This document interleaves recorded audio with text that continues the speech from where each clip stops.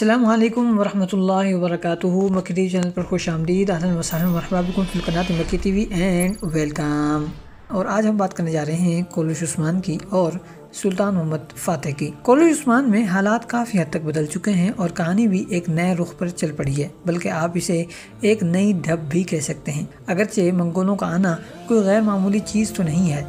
لیکن بظاہر ایسا محسوس ہوتا تھا کہ اب منگولوں کی آمد کبھی نہیں ہوگی۔ ایک بڑی وجہ تو یہی تھی کہ منگول تقریباً سارے کے سارے مسلمان ہو چکے تھے اس زمانے میں، اور انہوں نے اپنی ریاست بھی قائم کر لی تھی۔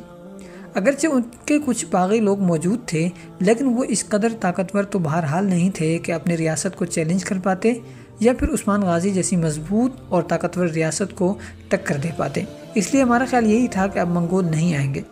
مگر منگولوں کو لایا جا رہا ہے اور بڑی ہی زبردست قسم کی طاقت کے ساتھ واپس لایا جا رہا ہے، اور منگولوں کی اس کہانی میں البائی کو بڑی اہمیت حاصل ہو رہی ہے، اور ساتھ ہی ساتھ جیرکوتائی کے بھائی کو بھی کہانی میں شامل کیا جا رہا ہے تاکہ کہانی کو سسپینسفل اور کسی حد تک دلچسپ بنایا جا سکے۔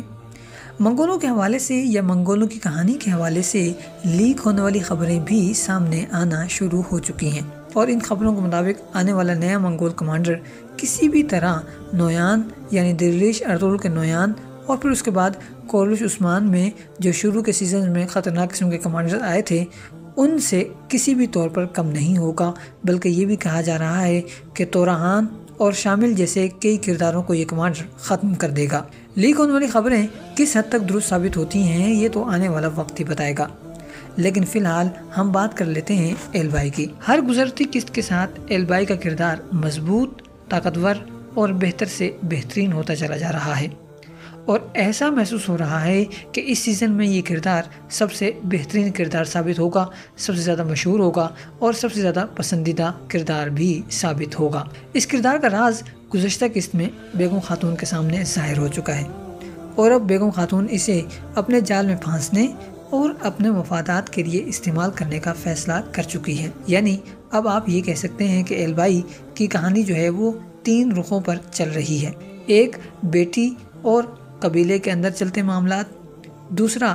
بیگم خاتون والا معاملہ، اور تیسرا اب جو سامنے آیا ہے یعنی منگولوں کے جاسوس والا۔ سب سے دلچسپ تو یہ منگول کے جاسوسوں والا ہے۔ البائی اور بیگم کی کہانی کی اگر بات کی جائے تو یہ کہانی دلچسپ ہونے والی ہے، مگر اس کا انجام البائی اور بیگم کے اختتام پر ہی ہوگا، یعنی ان کی شادی تو بہرحال نہیں ہوگی، اور بیگم خاتون کا کردار دشمن کے طور پر اختتام پذیر ہوتا ہوا نظر آ رہا ہے۔ اس لیے البائی اور بیگم خاتون کی کہانی کا اینڈ ہرگز ہیپی نہیں ہونے والا۔ جہاں تک بات ہے البائی کے منگولوں کے جاسوس ہونے کی، تو کوئی شک نہیں ہے کہ کہانی لکھنے والے نے اور کہانی تحریر کرنے والے نے یہ بہترین طریقہ اختیار کیا ہے، یا پھر بہترین چال چلی ہے، اور کہانی کو دلچسپ کرنے کا اور سسپینسفل بنانے کا ایک بہترین اور زبردست طریقہ اختیار کیا گیا ہے۔ ظاہر ہے کہ البائی کا کردار اب بہت سے ناظرین کو پسند آنے لگا ہے، یا آپ یہ کہہ سکتے ہیں کہ بہت سے ناظرین کو پسند آ چکا ہے، اور وہ ترکی میں اب ٹرینڈ کرنے لگا ہے، اور ایسے میں اس پسندیدہ کردار کو اگر آپ غدار کے طور پر شو کرتے ہیں تو اس کی اہمیت مزید بڑھ جاتی ہے، لہٰذا اس کی وجہ سے ریٹنگ بھی مزید بہتر سے بہتر ہوتی چلی جائے گی، اور ناظرین کو انگیج کرنے کا بہت ہی زبردست طریقہ اختیار کیا گیا ہے۔ مگر صورتحال یہ ہے کہ یہ تو ظاہر ہے کہ بھائی اوغوز سے تعلق رکھتا ہے اور قائے خاندان سے بھی ہے، اور صرف قائے خاندان سے ہی نہیں ہے بلکہ قائے خاندان میں بھی سردار کے خاندوادے سے تعلق رکھتا ہے، جو اس کی اہمیت کو مزید بڑھا دیتا ہے،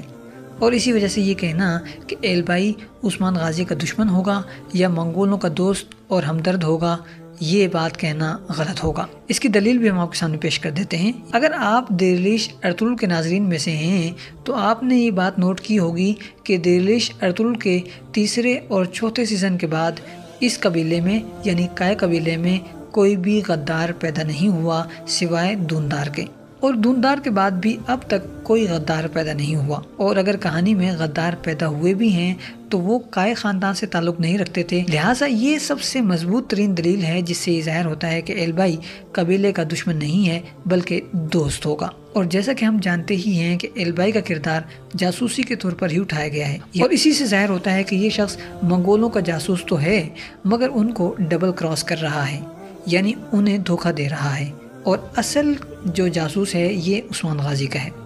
اور اسی کے ذریعے عثمان غازی منگولوں کو پھانسیں گے اور انہیں ختم بھی کریں گے۔ لہٰذا البائی کے دشمن یا غدار ہونے کی بات کو آپ اپنے ذہن سے نکال دیجئے۔ دوسری طرف قبیلے کی اگر بات کی جائے تو قبیلے میں بھونچال آ گیا ہے، اور یہ بھونچال آیا ہے زہر خورانی کی وجہ سے، یعنی قبیلے میں زہر پھیلایا گیا ہے اور اس زہر کا اثر فاطمہ خاتون تک بھی پہنچا ہے، یعنی وہ بھی زہر کی وجہ سے بیمار ہو گئی ہیں اور بستر پر پڑ گئی ہیں۔ صرف یہی نہیں بلکہ اس کے ذریعے یا اس زہر کی وجہ سے بالا خاتون کے سامنے حلیمہ کا راز بھی ظاہر ہوتا ہوا نظر آ رہا ہے، اگرچہ بظاہر ایسا ہونا مشکل محسوس ہو رہا ہے، یعنی اس راز کا ظاہر ہونا، اور وہ بھی اتنی جلدی، کیونکہ اب تک بالا خاتون کے سامنے یا پھر بوینا کے سامنے ایسی کوئی چیز نہیں آئی جس کی وجہ سے یہ شک کیا جا سکے کہ یہ حلیمہ ہے، اور نہ ہی بوینا کو اس بات کا شک ہے کہ وہ خود حلیمہ ہے۔ اس لیے بہت حد تک ممکن ہے کہ یہ منظر جو ٹریلر میں دکھایا گیا ہے اور جس سے بظاہر یہ محسوس ہو رہا ہے کہ دونوں ماں بیٹی ایک دوسرے کو پہچان گئی ہیں، ایک دھوکہ ہو سکتا ہے اور سسپینس پھیلانے کا اسٹنٹ ہو سکتا ہے۔ ہاں، اگر آنے والے قسط میں بوینا اور صوفیہ کی ملاقات ہوتی ہے تو وہاں کوئی ایسی بات ہو سکتی ہے جس سے یہ راز ظاہر ہو جائے، اور اگر آپ غور سے دیکھیں تو ایسا محسوس ہوتا ہے کہ بوینا جس انداز میں بالا خاتون کو والدہ کہہ رہی ہے وہ بے ہوشی کی حالت محسوس ہوتی ہے، اور ایسا محسوس ہوتا ہے جیسے اس نے خواب دیکھا ہو، یا اس سے ملتی جلتی کیفیت کے زیر اثر ہی اس نے کہا کہ والدہ آپ آ گئی ہیں۔ اور ظاہر ہے کہ اس موقع پہ بالا خاتون نے یہ تو نہیں کہنا تھا کہ نہیں میں تمہاری والدہ نہیں ہوں، تو انہوں نے بھی یہی کہا کہ ہاں میں تمہاری والدہ ہوں، اور اسے گلے لگا لیا تاکہ وہ مزید بیمار یا پریشان ہونے کی بجائے تندرستی کی طرف آنا شروع ہو جائے۔ دوسری طرف احتیاطی تدابیر بھی اختیار کی جانی شروع کی جا چکی ہیں، اور پہلے سے زیادہ حفاظت اور پہرے داری بڑھائی جا چکی ہے، اور سسپینس پھیلانے کے لیے البائی کا جملہ بھی شامل کیا گیا ہے کہ جتنے چاہو احتیاط کر لو مگر پھر دیکھیں گے تمہاری سرداری کیسی ہے اور کیا ہے وغیرہ وغیرہ۔ منگول کمانڈر کی آمد بھی ہو گئی ہے، اور کیا ہی شاندار، جاندار اور مزیدار قسم کی آمد ہوئی ہے۔ یقیناً اس سیزن میں یہ جوڑی یعنی عثمان غازی اور منگول کمانڈر جب آمنے سامنے آئیں گے تو اسکرین پر آگ لگ جائے گی، جیسے گزشتہ سیزن میں جب یعقوب سردار اور عثمان غازی ایک ساتھ آتے تھے تو مزہ آ جاتا تھا۔ آج کل اگر آپ نے اس کی مثال دیکھنی ہے تو آپ سلطان اور فاتح کو دیکھ لیجئے۔ وہاں سلطان اور جاندار علی، سلطان اور کورچو آغا جب آمنے سامنے آتے ہیں تو اسکرین پر جیسے آگ لگ جاتی ہے، اور اس منظر کو آپ چاہ کر بھی اسکپ نہیں کر سکتے ہیں۔ سلطان اور فاتح کی بات ہوئی ہے تو مختصر سی بات کر لیتے ہیں۔ گزشتہ قسط کے آخر میں فرحات پاشا جو ہے وہ پکڑا گیا تھا، مگر اس کے جاسوس ہونے کی کوئی دلیل یا ثبوت اب تک سامنے نہیں آ پایا، اور ظاہر ہے کہ وہ خود تو اس بات کو قبول نہیں کرے گا، لہٰذا فی الحال اسے کچھ نہیں ہوگا، البتہ وہ شک کی زد میں ضرور آ جائے گا، اور اب اس پر نظر رکھی جائے گی اور جلد ہی وہ پکڑا بھی جائے گا۔ رہ جاتی ہے بات آنے والی قسط کے حوالے سے کہ